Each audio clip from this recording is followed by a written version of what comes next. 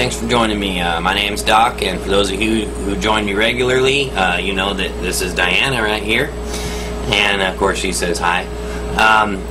Tonight, I'm going to jump right into this first article because Massachusetts House has approved the quarantine bill. I don't know if you remember, but I did another article on Massachusetts where I went over this bill in some detail. And part of that bill was that you could be quarantined and held and your children taken from you and vaccinated against your will. And so I thought it'd be a good idea to have my child, who is not going to be vaccinated with this vaccine, in the picture with me, so that you can imagine somebody coming and grabbing you and arresting you, right? Because it approved warrantless arrests. Having committed no crime, they can come and arrest you and hold you and quarantine you and then take your children and vaccinate them against your will. And that should just blow you away. And that in the face of the fact that the World Health Organization has come out and said that there is no deadly mutation to the swine flu and that it is much less deadly than regular flu. Very much. Like less than 10% as deadly as the normal flu is every year. And yet here they are passing laws where you can be arrested so that they can forcefully jab you with things that have at least as high a lethality rate as the disease itself, if not higher.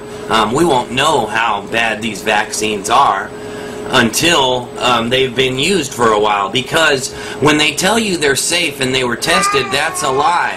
They got a waiver around the testing so that they didn't have to test, right? The test is going to be on you, okay? And I thought one of the things that you should know, right, is that the very target groups that they have targeted, it says very clearly on the label of these vaccines that the vaccines are dangerous for that group. It says pregnant women and young children and the elderly are at higher risk than anyone else for reactions from these vaccinations. And I wanted to go into that because I know there was mass public outcry against this, and this is just another instance to show you where your elected officials do not represent you and do not care what it is that the public wants. So on to the next bill, right, because this is the big one right here, folks, okay? Now this is about that climate change bill that they've been talking about in Copenhagen. And they call it a bill, but it's not. It's a treaty. It's a treaty between nations. And let me explain to you how treaties work, right? When a nation signs a treaty with another nation, okay, it may have pieces of that treaty that are against that nation's constitution or against that nation's common law, okay? And by nature of it being a treaty, that treaty will supersede common law. Well, our common law is the Constitution. And it states very clearly that this treaty does three things. It does enforcement, it does monitoring, but most importantly, creates a world government. Now, Lord Monckton, Christopher Monckton, used to be the science advisor to Margaret Thatcher, and he has gone over this treaty very thoroughly, and he gave a speech at an event called the Minnesota Free Market Institute at Bethel University, St. Paul. Okay? And I want you to pay very close attention to what he said. I'm going to read you his quotes because this is really so true. Okay? And so these are his closing remarks, and I'm just going to start with them now. At the 2009 United Nations Climate Change Conference in Copenhagen this December, weeks away, a treaty will be signed. Your president will sign it. Most of the third world countries will sign it because they think they're going to get money out of it. Most of the left-wing regime from the European Union will rubber stamp it, and by left-wing they don't mean Democrat or liberal. Left-wing in Europe means communist, socialist. And the European Union is a communist/socialist country. Yes, they let their people vote, but they let their people vote for a party, not for people. And that party just puts out what they call a party line. Okay? Now, you vote them in, you don't vote for the people. They put the people in, and then those people carry out their agenda. You do not want that here. I guarantee it. Now let's pick up where we left off. I read that treaty, and what it says is this, that a world government is going to be created.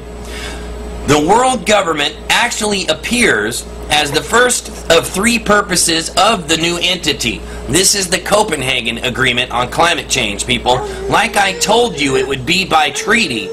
It would be by treaty that our sovereignty was surrendered, not by vote. The second purpose is the transfer of wealth from countries of the West to third world countries in satisfaction of what is coyly called climate debt. But what that really is Marxist wealth redistribution. Because we've been burning CO2 and they haven't. Yeah, it's seemingly saying that these nations, third world countries, don't burn CO2. We've been screwing up the climate and they haven't, and the third purpose of this new entity, this government, is enforcement. In other words, to come over and enforce this wealth redistribution away from you. You wonder why your jobs are leaving, and you wonder why manufacturing is being torn down here. It is not because of our economic situation, and it is not because of globalization. It is because of Marxist wealth redistribution theory. And they believe the bourgeoisie, i.e. any property owner, which means all of us, right, need to have their wealth taken and redistributed so that it's more even for these other countries. When Obama talked about we want to redistribute the wealth, he wasn't talking about just here. He's talking about taking your bank account and taking half of it and sending it to Nicaragua because you have an air conditioner. Now, there's been more than 30,000 scientists come out against climate change and show that it is a complete farce. And besides that, the largest nations in the world that are the biggest offenders, i.e. India and China, have said they will not sign it. And they will not go along with it. And they represent more than 60% of the pollution, of CO2 pollution. Not that anyone has ever proven CO2 causes anything. They haven't. Now let's get back to his quotes. How many of you think that the word election or democracy or vote or ballot occurs anywhere in the 200 pages of that treaty? Quite right, it doesn't. That's because there will be no vote. There will be no democracy on it because it isn't. It's a communist government. Quite right, it doesn't appear once. So at last, the communists who piled out of the Berlin Wall and into the environmental movement, who took over Greenpeace, so that my friends who funded it left within a year, right? Because the original people who started Greenpeace left because the communists took it over as a way to impose communist social change on the free countries. And that is what we've been fighting. And you people have said that's not what's going on for so long, and yet here it is. Now the apotheosis as at hand, they are about to impose a communist world government on the world. They're telling you this is what the Copenhagen Agreement does.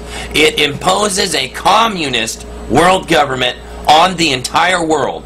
You have a president who has very strong sympathies with the communist point of view.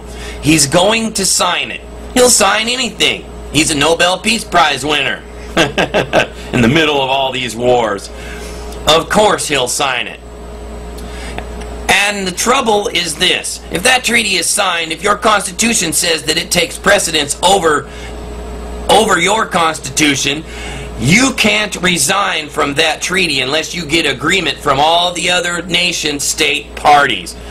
And because America is the biggest paying country, they're not going to let you out. That's right. They are hitting us the hardest.